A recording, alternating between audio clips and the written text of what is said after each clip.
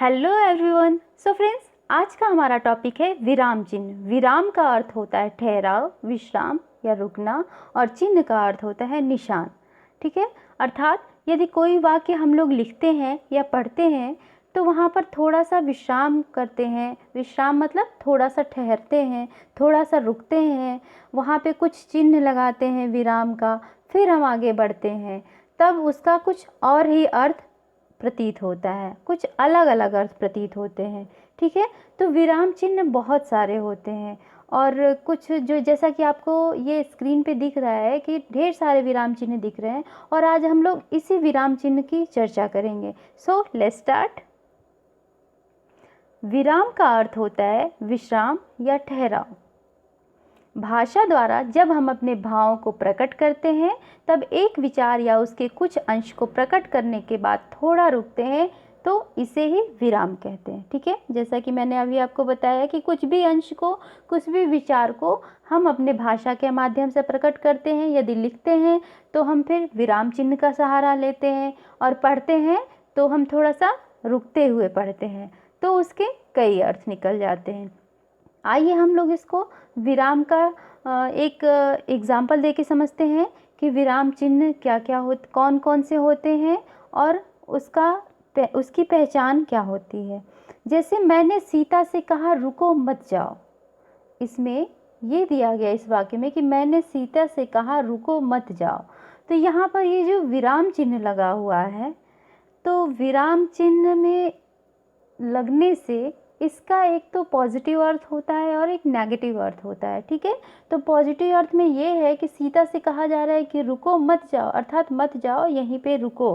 और यदि हम इस कॉमा को हटा दें तो इसका अर्थ ये हो जाएगा कि मतलब रुको मत जाओ, अर्थात यहाँ पे बैठो मत, रुको मत, तुम जाओ।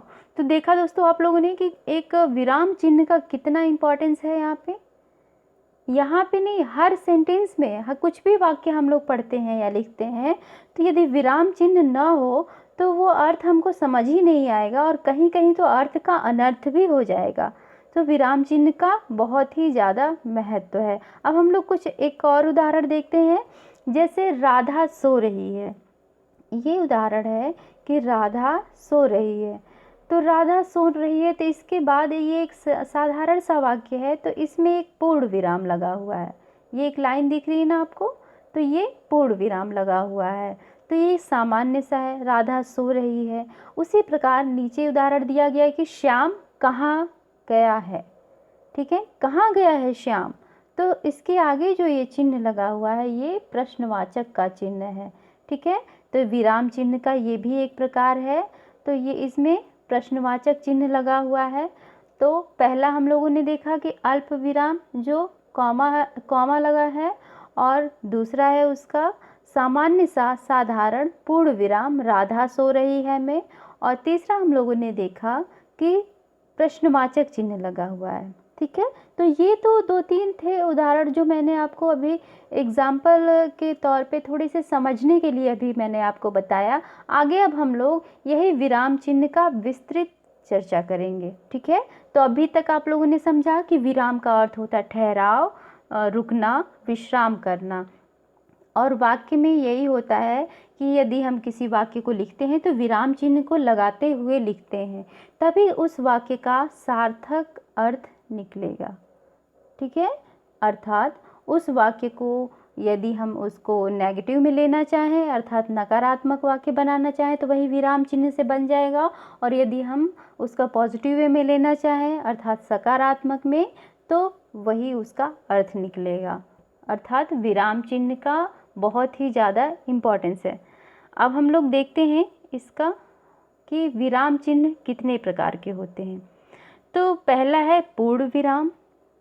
पूर्ण विराम का आप लोग विराम चिन्ह तो पढ़ते चलिए, और इसके बगल में हमने इस सब का वो भी लगाया हुआ है, अर्थात जिसके जो चिन्ह हैं, जो विराम चिन्ह के जैसे चिन्ह लिखे जाते हैं वही मैंने यहाँ पे लगाया है, ताकि आपको एक साथ दो दो चीज़ों को आप पढ़ते चलेंगे। तो पूर्ण विराम तो पहला आप लोगों ने पढ़ा, विराम का एक प्रकार, और इसमें विराम चिन्ह है इसका एक लंबी सी लाइन हो गई वाक्य के अंत में, तो ये हो गया एक ठहराव। ठीक है, जो एक पूर्ण विराम लगा देते हैं वाक्य पूरा होने पे। उसके बाद है अपूर्ण अर्थात उप विराम चिन्ह। तो आप लोगों ने देखा कि यहाँ 2 बिंदी लगी हुई है, तो ये हो गया उप विराम चिन्ह।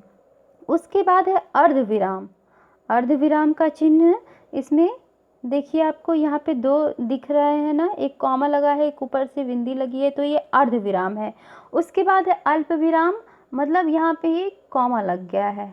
आप लोग स्क्रीन पे देखते चलेंगे तभी आप लोगों को ये समझ में आएगा, क्योंकि एग्ज़ाम में ऐसे ही आ जाता है कि बस ये विराम चिन्ह दे दिया जाता है और उसके बाद ये पूछ लिया जाता है कि ये कौन सा विराम चिन्ह है, इसका नाम क्या है।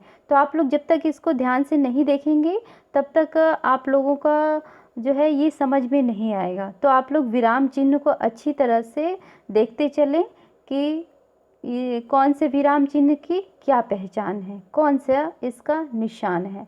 ठीक है, अब हम लोग आगे देखते हैं कि प्रश्नबोधक जो होता है, ठीक है, अर्थात प्रश्न का बोध कराने वाला प्रश्नवाचक चिन्ह कौन कौन से होते हैं। ये प्रश्नवाचक चिन्ह ये होता है, जैसे आपको यह दिया है, ये ऐसे दे दिया गया है प्रश्नवाचक चिन्ह। तो वाक्य के अंत में होता है, किसी से प्रश्न पूछना होता है तो ये प्रश्नवाचक चिन्ह लगा देते हैं। उसके बाद विस्मयादिबोधक चिन्ह, अर्थात कोई आश्चर्य की बात करनी हो तो ये चिन्ह लगा दिया जाता है, विस्मयादिबोधक चिन्ह। उसके बाद निर्देश कोई दिया जाता है, निर्देशक चिन्ह में ये डैश की तरह लग दिया जाता है बड़ा सा, और उसके बाद योजक चिन्ह में छोटा सा डैश दिया जाता है, तो ये योजक चिन्ह होता है। निर्देशक चिन्ह और योजक चिन्ह देखने में तो एक समान ही लगते हैं, बस थोड़ा सा अंतर है कि ये थोड़ा सा बड़ा हो जाता है और ये एकदम छोटा सा हो जाता है। ठीक है, अब हम नेक्स्ट देखते हैं, कोष्टक होता है। कोष्टक चिन्ह में दिया हुआ है यहाँ पे, ये देखिए कोष्टक चिन्ह ये दोनों तरफ से बंद है। उसके बाद ये उद्धरण चिन्ह है, तो उद्धरण में कोई उदाहरण दिया जाता है तो दोनों तरफ से इन्वर्टेड कॉमा में हम लोग क्लोज कर देते हैं उसको, तो यही उद्धरण चिन्ह हो गया। उसके बाद ये हो गया लाघव चिन्ह। लाघव चिन्ह में मतलब ये ऐसे बिंदी दे दी जाती है, ठीक है, अर्थात कि कोई वाक्य होता है, जैसे डॉक्टर लिखते हैं तो हम लोग पूरा डॉक्टर न लिख के डा बना के उसके आगे बिंदी दे देते हैं, ऐसे बिंदी का निशान दे देते हैं, तो वो लाघव चिन्ह हो जाता है। विवरण चिन्ह होता है, जैसे आप लोगों ने देखा कि यहाँ पे दिया हुआ है ये, तो ये विवरण चिन्ह है। लोप सूचक चिन्ह होता है कि यहाँ पर वाक्य कुछ लिखते हैं लेकिन उसके बाद हम पूरा वाक्य नहीं न लिख के ऐसे ऐसे बना देते हैं बिंदी बिंदी दे के, तो ये हो जाता है लोप सूचक चिन्ह, इसको बोला जाता है। उसके बाद त्रुटिबोधक काकपद हंसपद चिन्ह होता है, ऐसे देखिए पैरों के समान में है ये, तो पैरों के मतलब मनुष्य के पैरों के समान नहीं है ये, मतलब हंस के पैरों के समान ही दिया है, या फिर ये मतलब जो छोटे छोटे जीव है उसके पैर के जैसे हैं ये, तो ये हंसपद चिन्ह होता है। इसका ये होता है कि बीच में यदि कोई वाक्य छूट गया है तो यहाँ पे ये हंसपद चिन्ह लगा के हम ऊपर लिख सकते हैं। उसके बाद अनुवृत्ति चिन्ह। अनुवृत्ति चिन्ह होता है, आप लोग देखिए ये सबसे लास्ट वाला अनुवृत्ति चिन्ह है कि ढेर सारा ऐसे छोटे छोटे छोटे कॉमा जैसे लगा के हम अनुवृत्ति चिन्ह कर देते हैं, अर्थात ऊपर का जो वाक्य होता है कि कोई एक वाक्य ऊपर का रहता है और ऊपर वाला वाक्य ही यदि नीचे आता है तो हम इस तरह का ये करके ये लगा देते हैं, तो हमको ऊपर वाला वाक्य फिर नीचे नहीं लिखना होता है। हम मान लेते हैं कि ऊपर वाला वाक्य ही अर्थात ऊपर वाला शब्द ही ये नीचे दिया गया, तो यही अनुवृत्ति चिन्ह है। ठीक है, तो आप लोगों ने अभी शॉर्ट में इसको समझा कि सारे चिन्ह के नाम और उसकी पहचान देखा। अब हम लोग इसकी विस्तृत चर्चा करेंगे। अब आगे देखते हैं हम लोग पूर्ण विराम चिन्ह। ठीक है, पूर्ण विराम चिन्ह क्या होता है, देखिए जैसे यहाँ दिया है किसी वाक्य को कंप्लीट होने पे, पूर्ण होने के बाद जब वो वाक्य पूरा हो जाता है तो उसके बाद ऐसे एक लंबा सा चिन्ह खींच दिया जाता है, तो निशान बना दिया जाता है, तो ये हो जाता है पूर्ण विराम चिन्ह। ठीक है, इसको देखते हैं हम लोग कि वाक्य के पूर्ण होने पर इस चिन्ह का प्रयोग किया जाता है। ठीक है, वाक्य यदि कोई वाक्य पूरा हो जाता है तो इस पर इस चिन्ह का प्रयोग किया जाता है। जैसे मोहन खेलने जा रहा है, ठीक है, मोहन खेलने जा रहा है, तो ये वाक्य पूरा हो चुका है, तो इसके आगे हम लोग ऐसे पूर्ण विराम का चिन्ह लगा देते हैं। ठीक है, तो ये हो गया पूर्ण विराम चिन्ह। अब हम लोग नेक्स्ट देखते हैं अपूर्ण विराम चिन्ह या उप विराम। इसका देखिए इसकी पहचान है, ये 2 बिंदी लग गई है यहाँ पे, तो ये अपूर्ण विराम का चिन्ह होता है। अब ये अपूर्ण विराम का चिन्ह कहाँ लगाया जाता है? तो आइए हम लोग देखते हैं कि जब एक वाक्य समाप्त होने पर भी भाव समाप्त नहीं होता, अर्थात कोई एक वाक्य है वो समाप्त हो जाता है, ठीक है, लेकिन उसके बाद भी उसका भाव समाप्त नहीं होता है, तो वहाँ इसका प्रयोग किया जाता है। संवाद लेखन में इस चिन्ह का प्रयोग होता है, अर्थात यदि हम संवाद लिखते हैं तो वहाँ पर उपविराम या अपूर्ण विराम का चिन्ह का प्रयोग किया जाता है। जैसे जब किसी कथन को अलग दिखाना हो तो वहाँ पर उपविराम का प्रयोग करते हैं, ठीक है। एक वाक्य तो पूरा हो जाता है लेकिन उसका अभी जो भाव कंप्लीट नहीं हुआ है, तो इस एक कथन को हम अलग दिखाते हैं दूसरे कथन से। जब किसी कथन को अलग दिखाना हो तो वहाँ पर उप विराम का प्रयोग करते हैं। उदाहरण हम देखते हैं, जैसे लिखा है प्रदूषण, उसके बाद ये उप विराम का चिन्ह दिया है एक अभिशाप। ये एक निबंध के आ जाएगा कि प्रदूषण एक अभिशाप, तो प्रदूषण तो है ही एक वाक्य पूरा, लेकिन इसका क्या नाम है, इसका भाव अभी कंप्लीट नहीं हुआ, तो इसको भाव को पूरा करने के लिए बीच में ये चिन्ह लगाएंगे उपविराम का, और उसके बाद हम पूरा करेंगे सेंटेंस जो है एक अभिशाप लिख के।